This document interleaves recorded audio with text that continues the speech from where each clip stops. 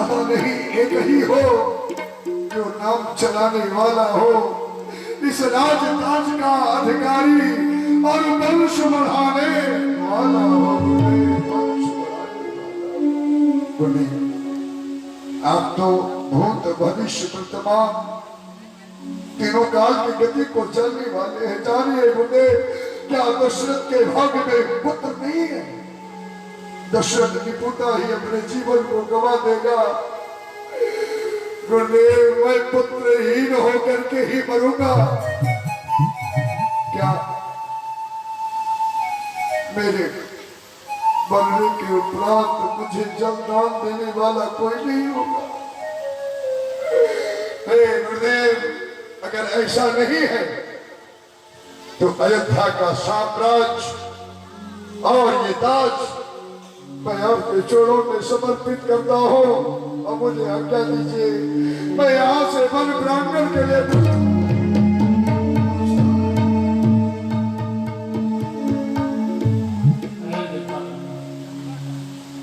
इस समय धैर्य की आवश्यकता है। समय अनुसार हर एक प्राणी को धैर्य धारण करना चाहिए और शुभ कर्मों पर विचार करना चाहिए।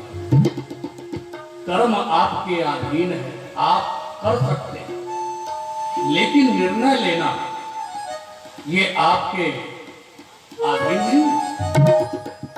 दशरथ, आपको अपने जीवन में चिंता करना ही नहीं चाहिए।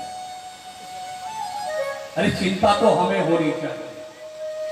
जब हम भूत भविष्य वर्तमान तीनों काल की गति को देख रहे हैं, समझ रहे हैं, तो चिंता तो हमें करनी चाहिए कि दशरथ के बाद आखिर इस गद्दी पर कौन है, कौन मेरा शिष्य होगा, कौन मेरे आदेश का पालन करेगा।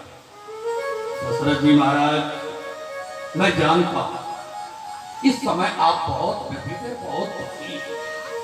आपने अपनी गृहस्थी को सजाने के लिए, बनाने के लिए एक नहीं 3 विवाह किया, लेकिन एक भी पुत्र आपको प्राप्त नहीं हुआ। आज ये बहुत बड़ी समस्या आपके सामने और मेरे पास आए हो, तो पहली बात तो धैर्य धारण करो। दूसरी बात कि चिंता का त्याग करो, क्योंकि चिंता करने वाला प्राणी कभी परिपूर्ण नहीं हो पाता। चिंता की परिभाषा क्या है? अरे चिंता चिता से बढ़कर है, गुण के समान लग जाती है। मुर्दे को चिता जलाती है, जीते को चिंता खाती है।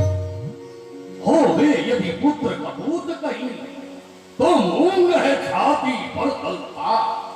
राजन ये गलत ख्याल तेरा, पुत्रों से नाम नहीं चलता। अब तक हुए जितने महान भाव, क्या विचार करो, अब तक हुए जितने महान भाव, क्या उनका पुत्रों ने नाम चलाया? प्रहलाद आदिकों का पुत्रों ने यश को बढ़ाया।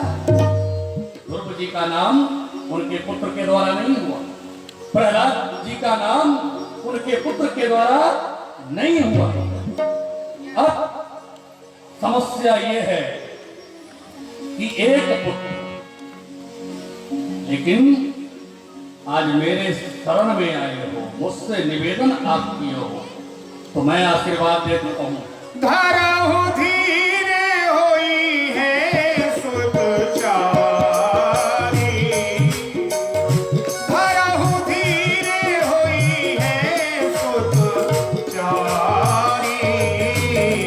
त्रिभुवन विदित भगत भयहारी,